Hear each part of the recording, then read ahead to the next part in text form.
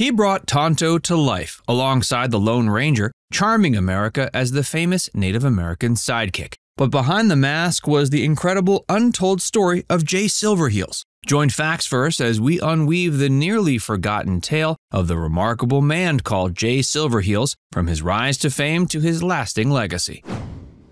Early life and background. Jay Silverheels was born Harold J. Smith on May 26, 1912, on the Six Nations of the Grand River First Nation Reservation in Ontario, Canada. The name Silverheels wasn't just a stage name, it had a unique origin.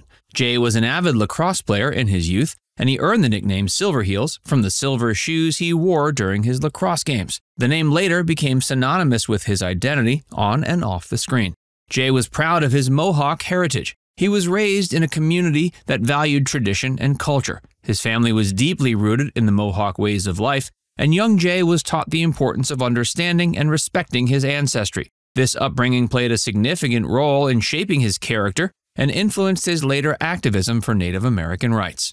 The Six Nation Reservation where he grew up was a melting pot of Native American cultures, and it provided him with a rich understanding of indigenous traditions beyond his own Mohawk tribe. Before venturing into acting, Jay was an accomplished athlete.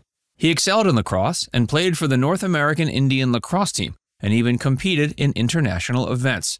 It was lacrosse that first took him to the U.S., where he then began to explore a career in entertainment. The world of sports was rewarding, but Jay Silverheels felt a calling towards the arts. His initial foray into acting was not easy. He started with minor roles, often uncredited, in various films and shows. Despite the challenges and stereotypical roles he was offered, Jay was determined to make a mark in Hollywood. The road to Hollywood. After an athletic career, he found himself in a world that was both alluring and challenging. Hollywood in the 40s was a place of opportunity, but also fraught with stereotypes and typecasting, particularly for actors of Native American descent. Jay began his acting career with bit parts, often playing Native American characters in Western films.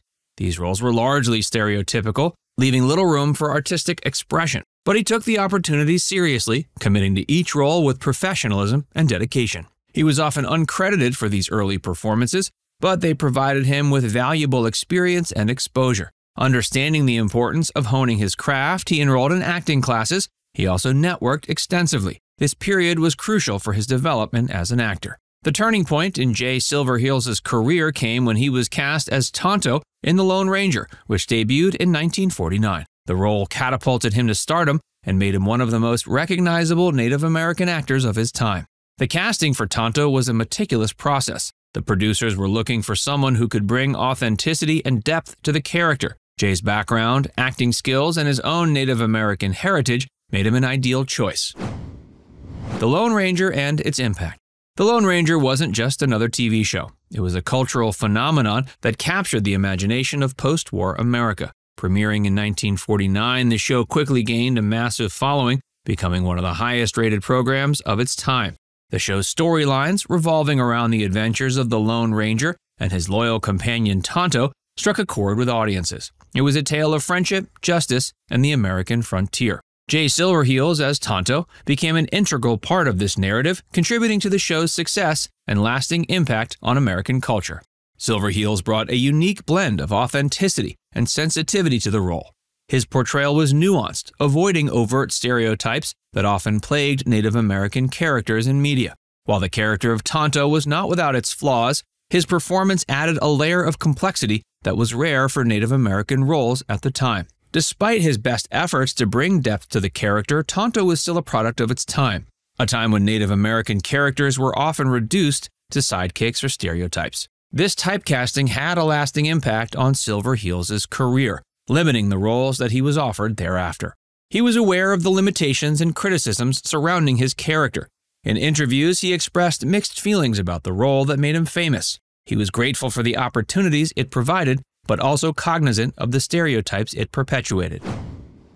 Life after Tonto. Jay's career didn't end with The Lone Ranger. He continued to work in Hollywood, albeit in roles that were often variations of his Tonto character. He found himself typecast, but he didn't let that deter him.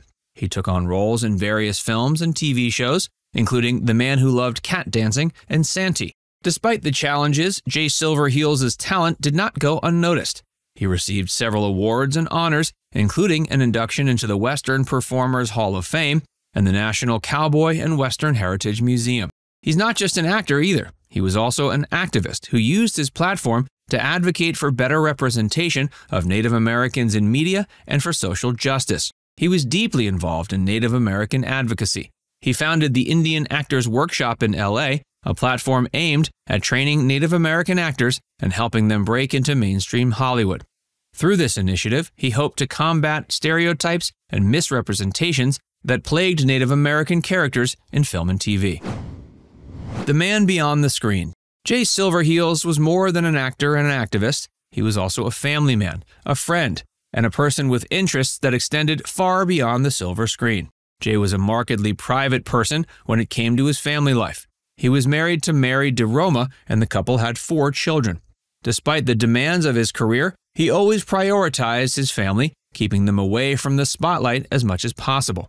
His children remember him as a loving father who imparted the values of humility and family work. Outside of acting and activism, Jay had a range of interests that kept him grounded. He was an avid fisherman and enjoyed spending time in nature. His love for sports didn't wane after his lacrosse days. He remained a sports enthusiast throughout his life. He also had a keen interest in writing and even penned a few scripts, though they were never produced. His life was a tapestry of highs and lows, achievements and struggles. His final years were marked by health issues, but they did not diminish his spirit or his impact. In the late 1970s, Jay's health began to decline. He suffered from a series of strokes that limited his mobility and made it difficult for him to continue acting. Despite these challenges, he remained active in advocacy work as much as possible. He passed away March 5, 1980, but his legacy lives on. After his passing, Jay Silverheels was honored in various ways. His vast contributions to film and television were recognized posthumously, and he was commemorated in several memorials and documentaries. His work with the Indian Actors Workshop continues to be celebrated, and he's remembered as a pioneer who effectively paved the way for future generations of Native American actors. He was more than a sum of his roles. He was a complex individual who left an indelible mark on both Hollywood and Native American communities. His journey from a young athlete to an iconic actor, and later an activist, showcases his resilience and multifaceted personality. His legacy isn't confined to his portrayal of Tonto, but extends to the doors he opened for future generations of Native American actors. Now it's time to hear from you. Did you know how Jay got the nickname Silverheels? Let us know in the comments section below.